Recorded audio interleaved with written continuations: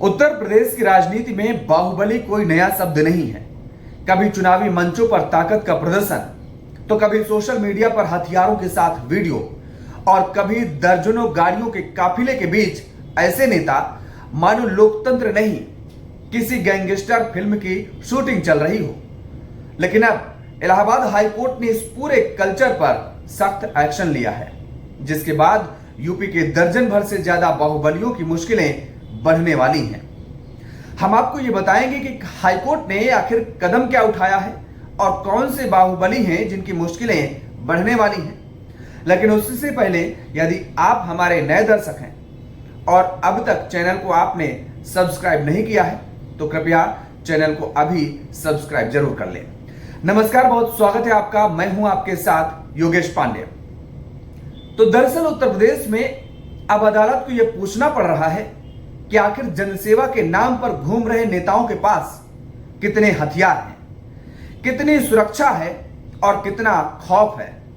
Allahabad high court ने सरकार से बाहुबलियों और आपराधिक छवि वाले नेताओं के हथियारों के लाइसेंस और सुरक्षा का पूरा हिसाब मांगा है। यानी अब सवाल यह नहीं कि नेताजी कितने बड़े हैं, सवाल यह है कि उनके आसपास बंदूकें कितनी हैं और कितनी बड़ी हैं। अदालत ने इन बाहुबलियों पर सख्त टिप्पणी की है। कोर्ट ने कहा है कि खुलेआम हथियारों का प्रदर्शन समाज में डर और असुरक्षा पैदा करता है। यानी जनता वोट देने जाए या खुद की सुरक्षा की चिंता करे, यह सवाल अब अदालत तक पहुंच चुका है।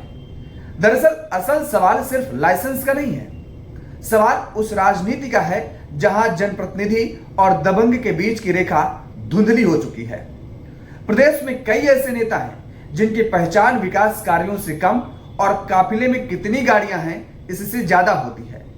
कुछ नेता तो ऐसे दिखते हैं जैसे विधानसभा नहीं, सीधे किसी एक्शन वेब सीरीज की ऑडिशन में आए हों। और मजेदार बात देखिए, जनता सड़क पर हेलमेट भूल जाए तो चालान कट जाता है, लेकिन नेताजी की गाड़ी के आगे पीछे दर्जनों हथियारबंद लोग घूमते हैं और सिस्टम पूछता तक नहीं कि सर इतना इंतजाम किसके लिए।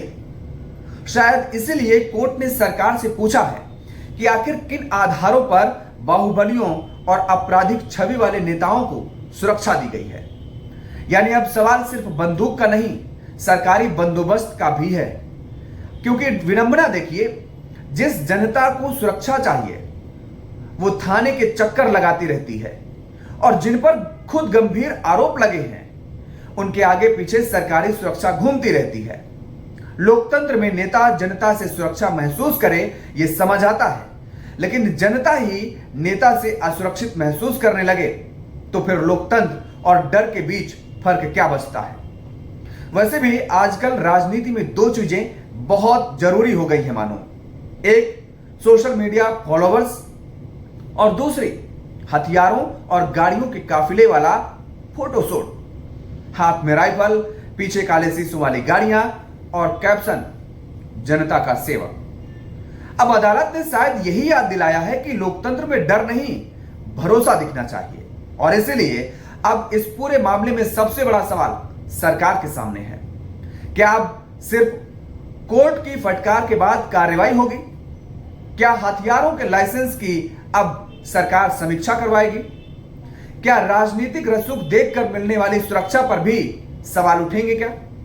क्योंकि अगर कानून सिर्फ आम आदमी के लिए सख्त और रसूखदारों के लिए नरम रहेगा तो फिर संविधान की किताब और वीआईपी पास में फर्क ही क्या रह जाएगा। इलाहाबाद हाईकोर्ट की टिप्पणी सिर्फ हथियारों पर नहीं है, यह उस राजनीतिक संस्कृति पर सवाल है जहां ताकत का मतलब सेवा नहीं, डर बन चुका है। लोकतंत्र में नेता की पहचान उसके काम से होनी चाहिए, ना कि उसके काफिले में चल रही बंदूकों और गाड़ियों की संख्या से। बहरहाल आपकी राय क्या है इस पूरे मामले को लेकर के वीडियो के कमेंट बॉक्स में जरूर बताएं।